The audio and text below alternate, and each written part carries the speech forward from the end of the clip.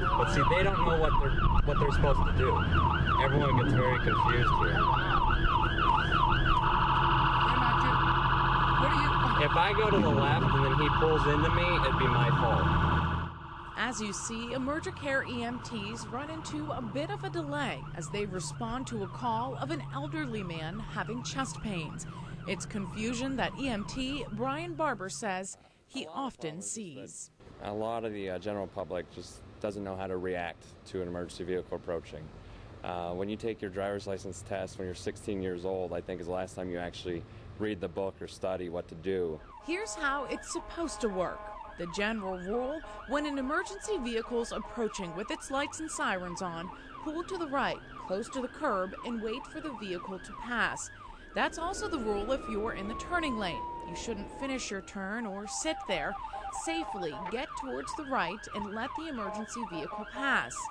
But what about a one-way street, which we saw confused some drivers in the beginning of this story? Well, paramedics say in that case, the center lane is the emergency lane. If you're in the left lane, you shouldn't jump all the way across the lanes to go into the right lane. Just pull over to slow down to the nearest curb. We also rode along with the Erie Police Department on an emergency call. Many officers tell us that they oftentimes see drivers not quite knowing just what to do when an officer's behind them responding to an emergency call. We caught up with Sergeant Suzaki.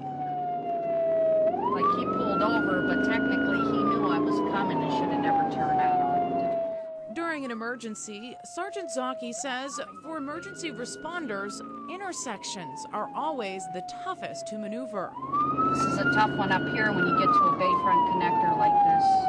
There's a lot of traffic, so it's very important for me to just slowly inch up until I make sure all the traffic stops. And know that it's not a free-for-all for emergency vehicles either. We have responsibilities too, and that's, to get there safely and to also follow the rules. We have rules that we have to abide by also when we're working as an emergency vehicle. We can't speed excessively. We can't break all the posted speed signs. We can't go down one-way streets the wrong way. We really have to follow the traffic laws in due regard to public safety. In Erie, Emily Matson, WICU 12 News.